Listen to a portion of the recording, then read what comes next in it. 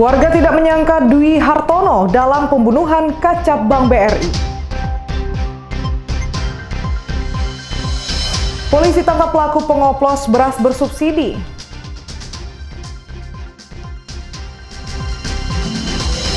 Mahasiswa Jambi ciptakan VCO dari santan kelapa.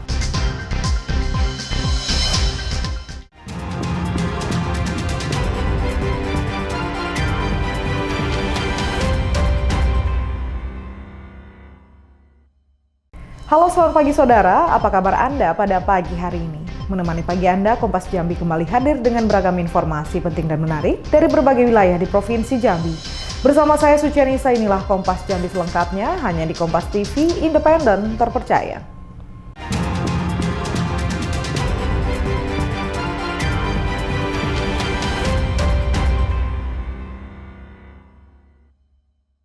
Kita awali informasi pertama. Saudara, warga Kecamatan Rimbo Bujang, Kabupaten Tebo tidak menyangka Dwi Hartono sebagai dalang pembunuhan Kepala Cabang Bank BUMN di Bekasi.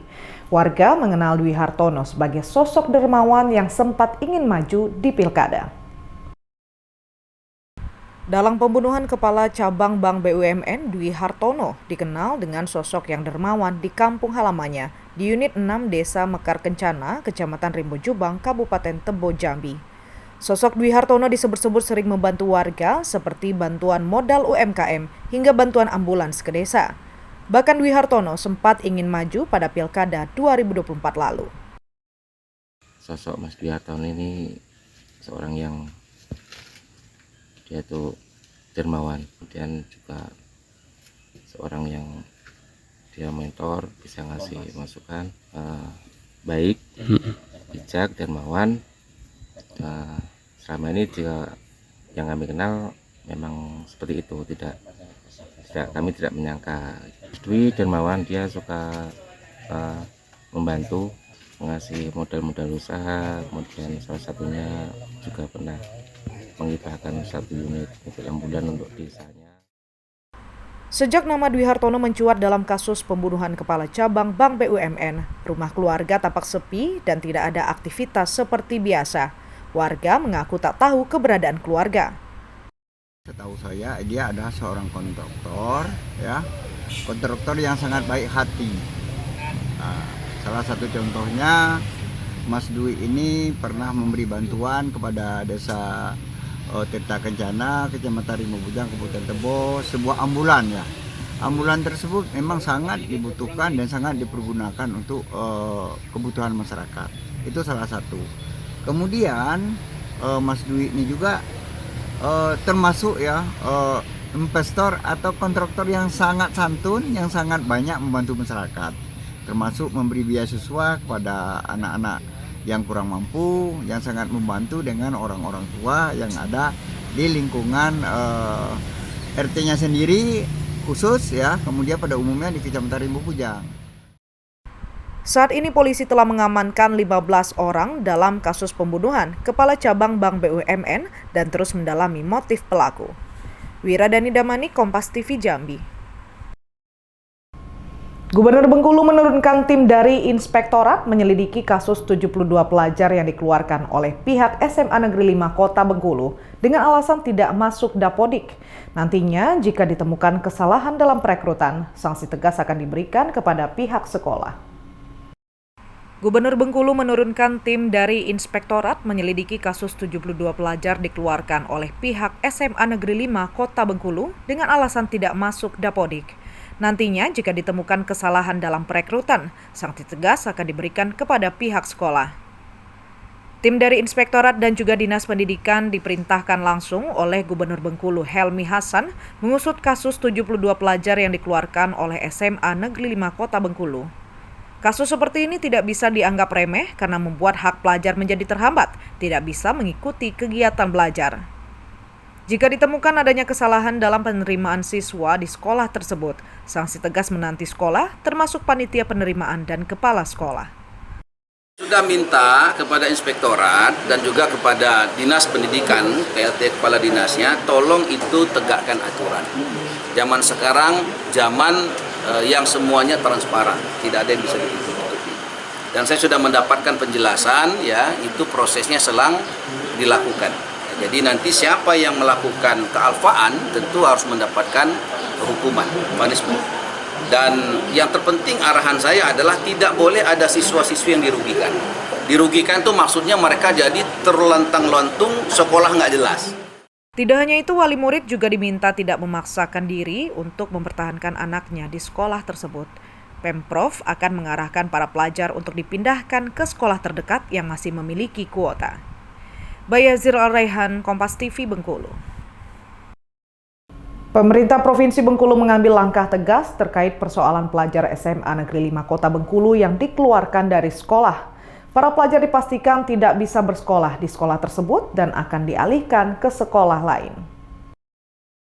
72 pelajar SMA Negeri 5 Kota Bengkulu yang dikeluarkan oleh pihak sekolah. Tersisa 42 wali murid yang belum menerima anaknya dikeluarkan oleh sekolah. Sementara 30 lainnya sudah mencari sekolah baru. Pemerintah Provinsi Bengkulu tegas menyebut 42 pelajar yang masih ingin bertahan tidak lagi dapat belajar di SMA Negeri 5 karena tidak masuk dalam Dapodik. Seluruh proses penerimaan murid baru wajib mengikuti aturan. Wali murid diminta tidak bersikeras untuk bertahan menyekolahkan anak mereka di SMA Negeri 5 Kota Bengkulu. Para pelajar tersebut nantinya akan dialihkan ke sekolah yang masih memiliki kuota dan dekat dengan rumah mereka.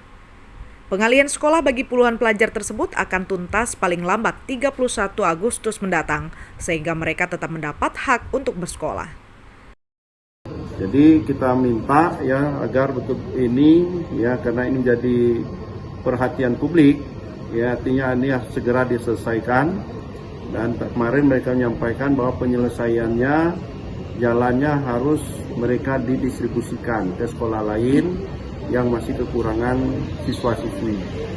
Nah, sehingga ini perlu pendekatan ya dengan orang tua, perlu penjelasan ya. Karena memang tidak mudah, tapi harus kita lakukan. Pemprov Bengkulu juga akan melakukan evaluasi terhadap SMPB SMA Negeri 5 agar kejadian serupa tidak terulang kembali. Sementara untuk ganti rugi atas biaya administrasi sekolah akan diurus oleh pihak sekolah. Bayazir Al-Raihan, Kompas TV, Bengkulu. Kita beralih ke informasi lainnya. Saudara Bupati Kerinci Monadi turun tangan meredam amarah warga di Desa Pulau Pandan, Kecamatan Danau Kerinci, Kabupaten Kerinci Jambi yang memblokir jalan utama imbas penetapan 7 warga sebagai tersangka usai demo di PLTA Kerinci. 7 warga Desa Pulau Pandan, Kecamatan Danau Kerinci, Kabupaten Kerinci Jambi ditetapkan polisi sebagai tersangka pasca aksi unjuk rasa di proyek PLTA Kerinci. Ratusan warga demo menuntut pihak PLTA menyelesaikan ganti rugi lahan yang hingga kini belum terrealisasi. Aksi demo yang berlangsung sejak Kamis pagi hingga malam berujung ricuh dengan aparat.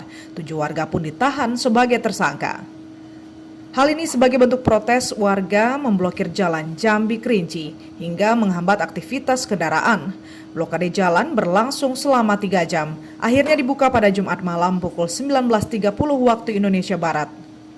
Bupati Kerinci Monadi mendatangi warga menyatakan siap menjadi jaminan bagi 7 warga yang ditahan, meminta kepada warga agar blokir jalan dibuka kembali.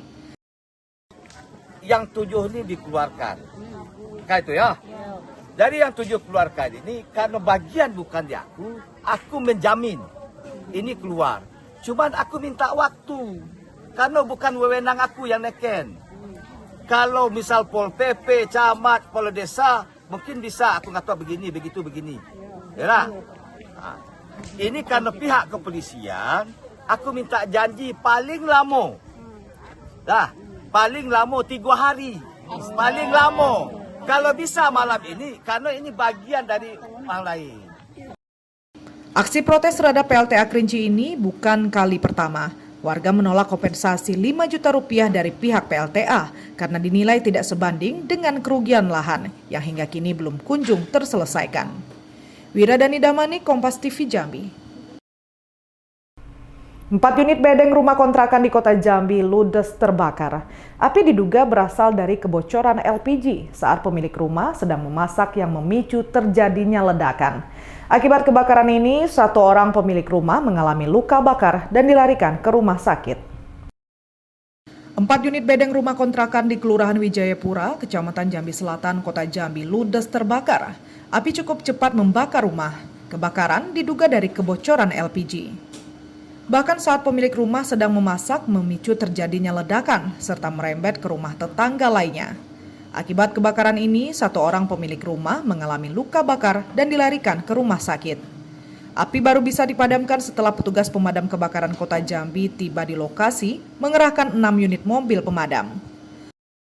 18.05 kami menerima laporan dari tim Informasi Penanggulangan Kebakaran Kota Jambi dan 112 yang di mana ada 4 unit rumah yang dibakar dan kita menurunkan 6 armada karena sangat padat lokasi yang terjadi kebakaran ini.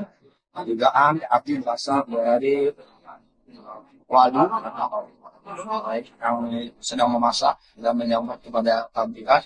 Pada saat itu saksi mata mendapatkan suara ledakan dan diduga ledakan itu adalah dari tabung gas. Dan ada 1 orang korban jiwa, korban luka bakar meninggal rumah dan sudah kita bawa ke salah satu rumah sakit yang ada di Jambi.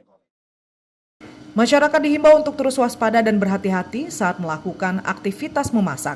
Pastikan LPG terpasang aman dan tidak bocor sehingga tidak menimbulkan kebakaran. Ratnasari, Kompas TV Jambi. Saudara, Kompas Jambi akan selanjutnya setelah jeda berikut dengan sejumlah berita menarik. Antara lain, polisi tangkap pelaku pengoplos beras bersubsidi. Nantikan informasi selengkapnya sesaat lagi.